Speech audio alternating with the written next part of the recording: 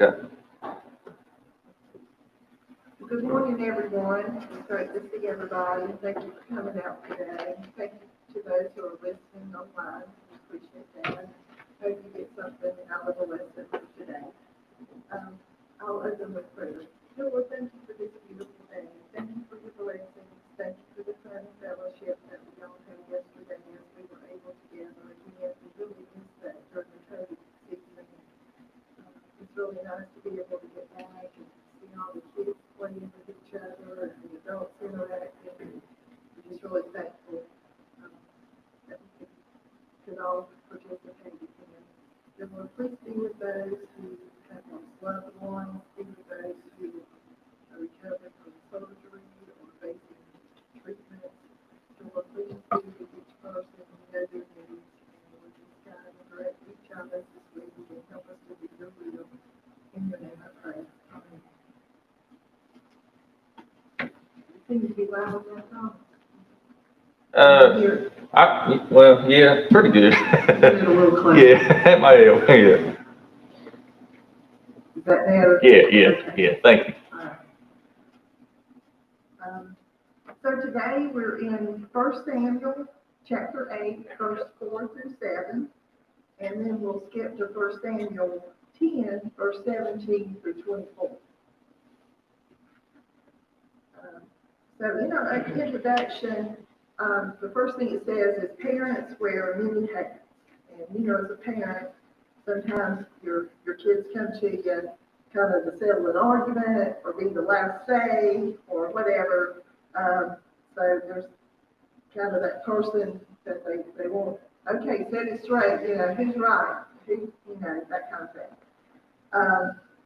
Well, in today's lesson, Samuel gathered his people together, and the face of an entire nation was at stake. But with the people recognized his authority. His authority was the Lord himself. So, as we'll see, the people were wanting, a king. They didn't want just like a judge who went before the Lord and got the answer. They felt like they needed a king. And that's kind of what our lesson stems from today. In the Christian arrangement of the books of the Old Testament, 1 and Samuel are included with the 12 historical books, and that runs from like Joshua through Esther. So they record the transition from theocracy, that's where you're being governed by the Lord, to monarchy, where you're being governed by a king. So we're going to see that change actually take place in today's lesson. So it kind of goes through the books, and I don't want to bore you with this, but it kind of tells you what Samuel is about as far as the different stages. So they've got the books of 1 Samuel and 2 Samuel can be divided into these sections. So the first section is the end of the judges period. And then God's selection and rejection of Saul. The third section, God's selection of David and Saul's fall.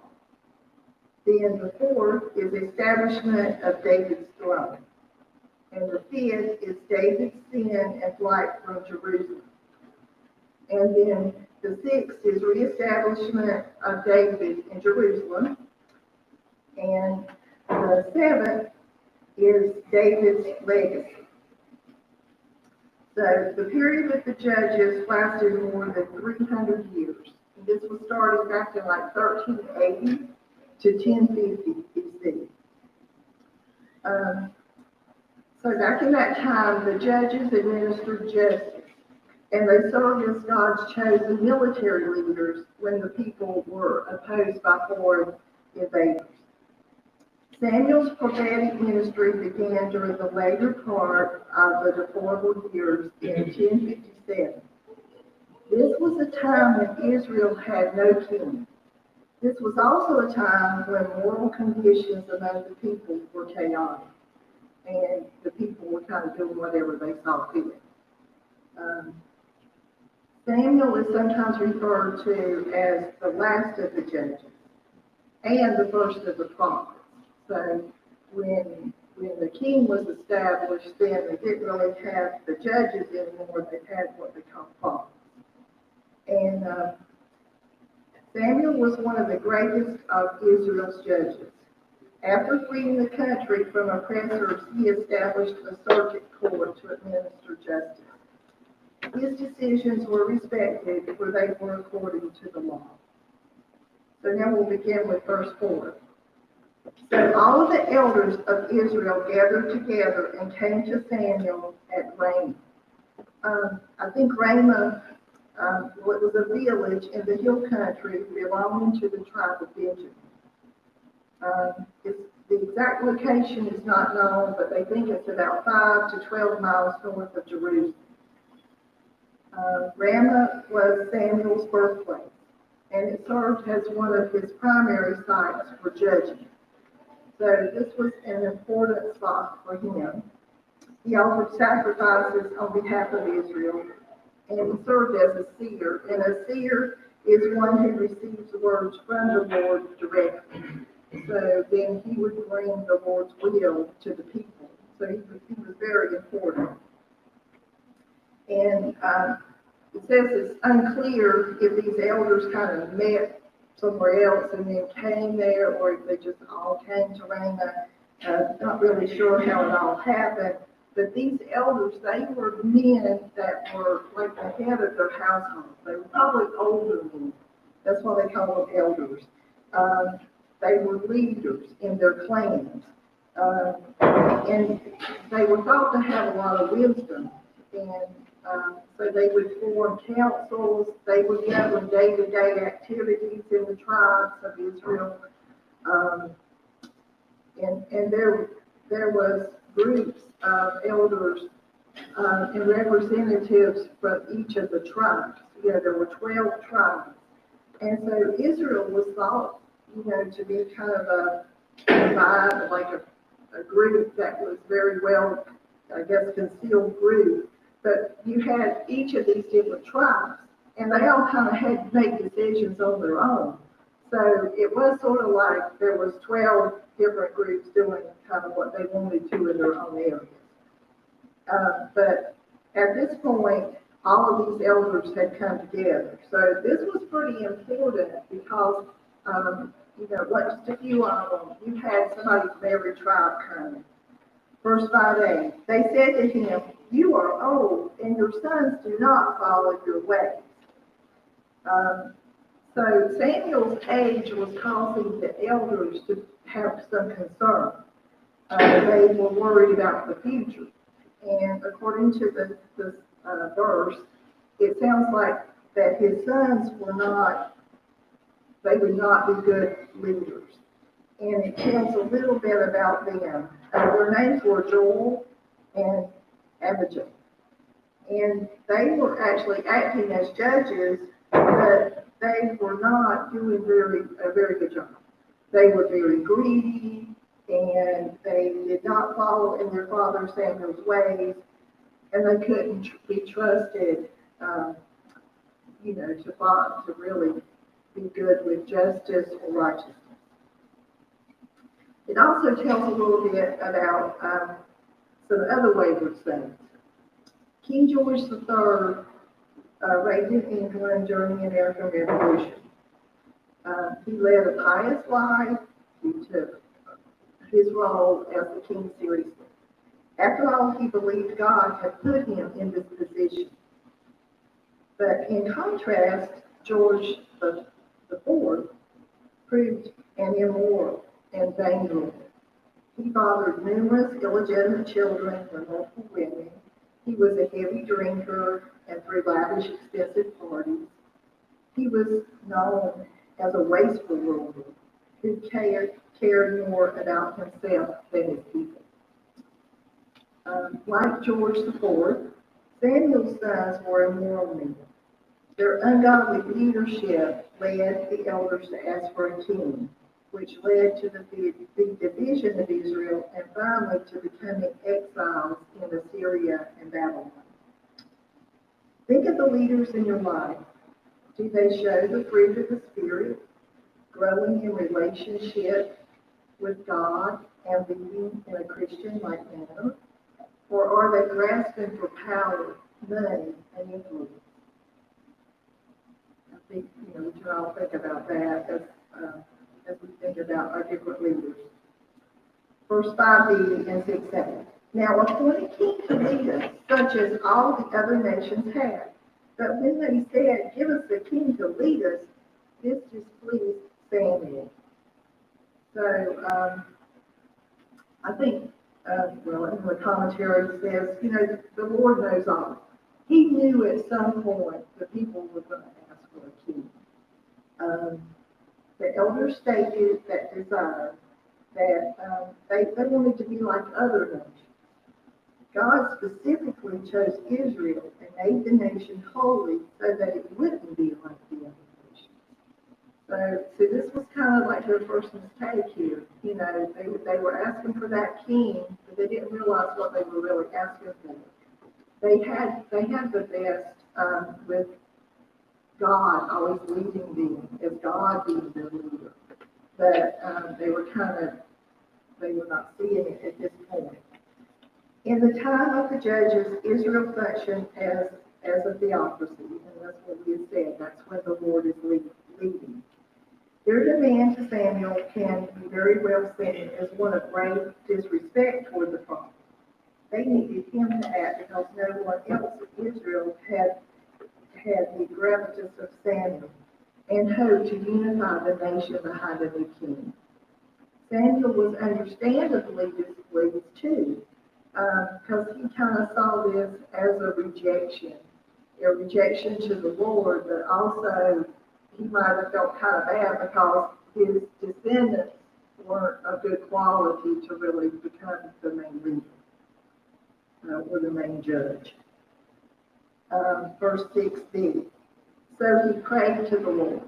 So this is probably the most important verse of the whole text. How many times do we take time to say a prayer? If we're worried about something, if we're concerned, maybe someone has sent us an email. Do we respond immediately to that email? Or do we say a little prayer about the email? Or do we, give it a little time? Because sometimes when we just do something out of rushing or haste, we are maybe just acting out of emotion, when maybe we really need to give it some thought and really think how God would want us to respond to that.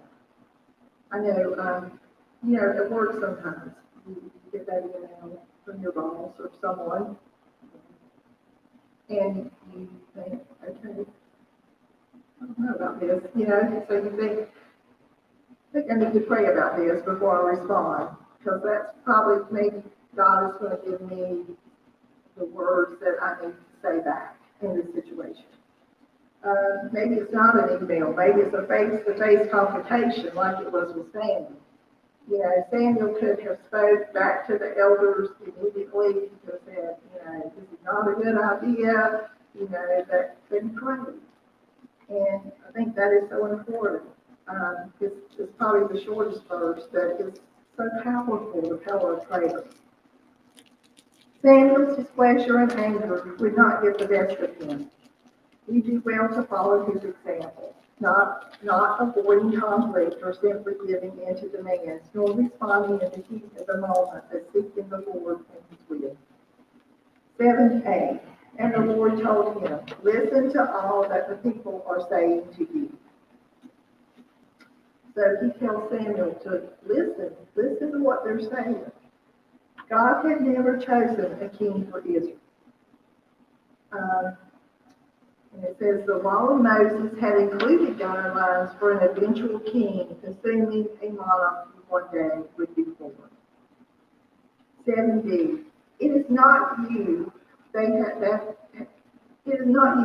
have rejected, but they have rejected me as their king. So this was the Lord speaking to Samuel. He was saying, don't take it personal. This is at a time when they want a king. That's just the bottom line. They're asking for a king. And it was kind of more against God. because, it says, then as now, trusting in God's governance requires great faith in the face of all that sin has wrought in the world. It is much easier to look to a king or president for direction than to wait on the Lord. Even the apostles feared what would happen when Jesus was no longer physically with them. So there again, it kind of goes back to faith, having faith, trusting in God, and patience. And sometimes we don't want to have the patience to wait for an answer. We want an answer as soon as possible, like maybe right now, for the next minute. That's what we prefer, but that's just not always God's way. What follows in 1 Samuel 8, 10 through 20 reveals the elders' lack of comprehension concerning what it would mean to be ruled by a monarch. They failed to see that, a dynasty was not good in a lot of ways. They thought a king would give them more stability, but it wouldn't. And they thought that it might help their military. But knowing that the Lord was their main strength, they were forgetting them about that. Although God had delivered Israel from Egypt, he would not hear their cry from the king they wanted oppressed them. With these warnings, the men went back to their homes. After Israel's elders expressed their desire for a king, Samuel met Saul, whom God had revealed to be his choice for the first king. Samuel secretly anointed Saul. And that's not in our printed text. That comes in chapter 10, verse 1 through 16. Verse 17, Samuel summoned the people of Israel to the Lord at Mizpah. So we don't really know how much time elapsed between when the elders first spoke to Samuel and when he got back with them. But we know it wasn't like just a few days. There was some time there that Samuel was spending time talking to the Lord about this. And it says that Mizpah was pretty important. This is where Samuel had orchestrated a victory over the Philistines, and that solidified his leadership role as the judge of Israel. So he called them to this place that was very important to him. Samuel's address echoes Moses' own farewell speech, giving Israel insight and instruction for a future without Samuel. Not only had he brought Israel up out of Egypt, he had protected them from all the kingdoms that oppressed them since then. Verse 19a. But you have now rejected your God, who saves you out of all your disasters and calamities. And you have said, no, appoint a king over us. So they're being pretty persistent. They really want this king. Samuel could not, in good conscience, proceed without reminding the nation of God's great deeds and of their rejection of him. This was likely a call to repentance. At the very least, Samuel would have hoped the people would not forget the Lord, even when they had an earthly king. Verse 19b and 20. So now, present yourselves before, making sure I didn't skip the page. Now, present yourself before the Lord by your tribes and your clans. When Samuel had all Israel come forward by tribes, the tribe of Benjamin was taken by lot. So casting lots was a way that they could recognize that God was making his choice. So it sounds like, according to the commentary, that cards were put into a bowl or something, and then there was one card that was marked as identifying as God's choice. And Benjamin was an unexpected choice, for it was the smallest and least influential of Israel's tribes. Saul himself said as much.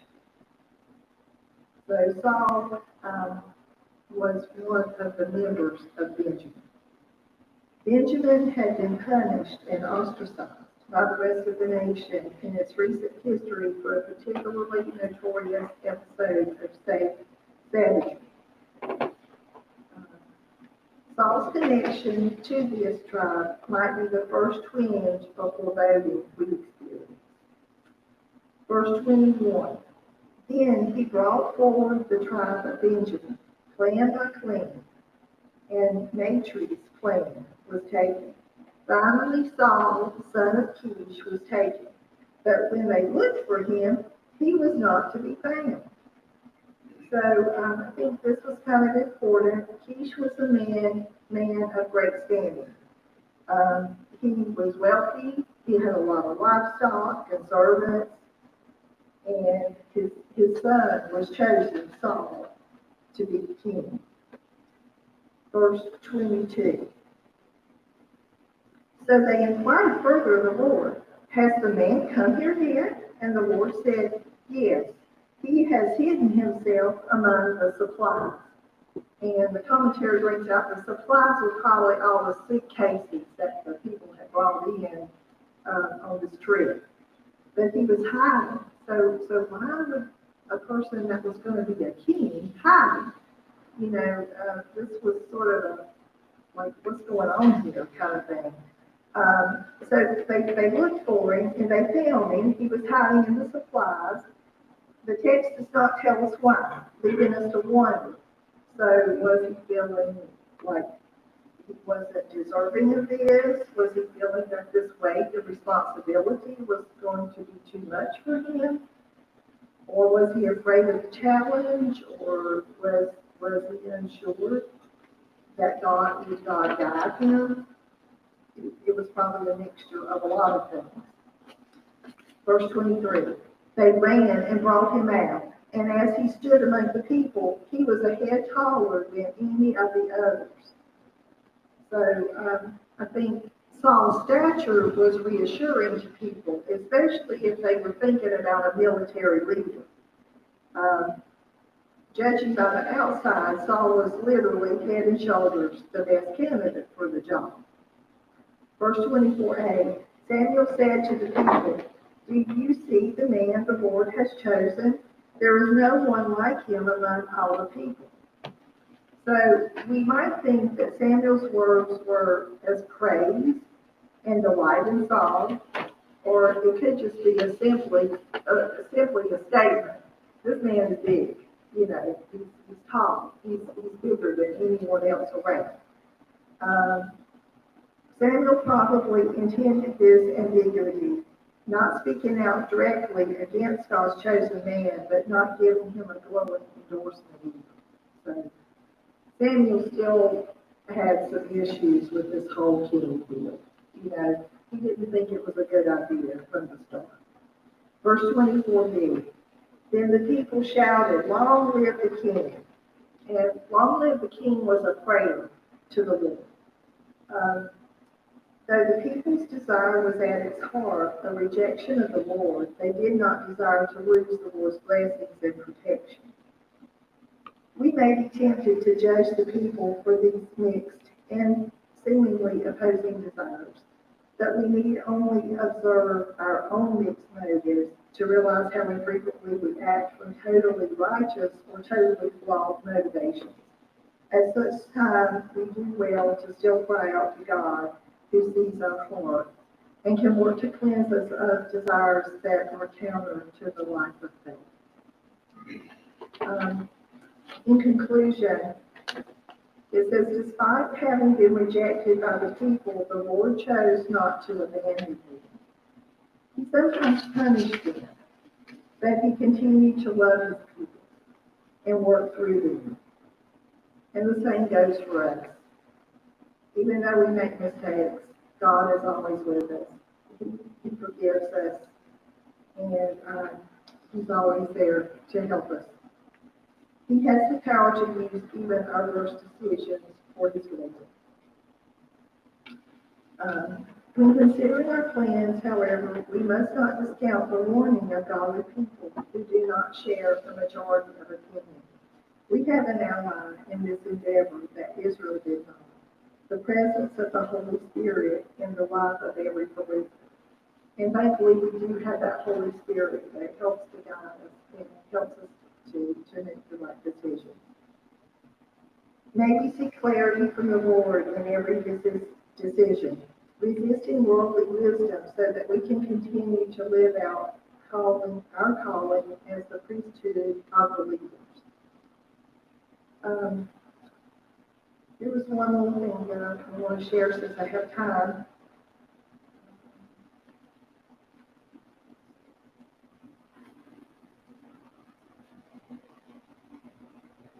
This lady, Donna Midgen, wrote in an article how winning the lottery led to emotional bankruptcy.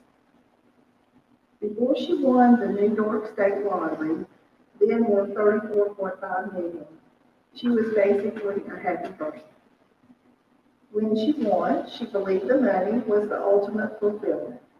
Donna did not realize how winning would affect her emotional health. She became preoccupied with others' perception of her and felt guilty for winning out over others. The Israelites believed a king would be their ultimate fulfillment. God told Samuel to give the people what they wanted, knowing it was not what they really needed.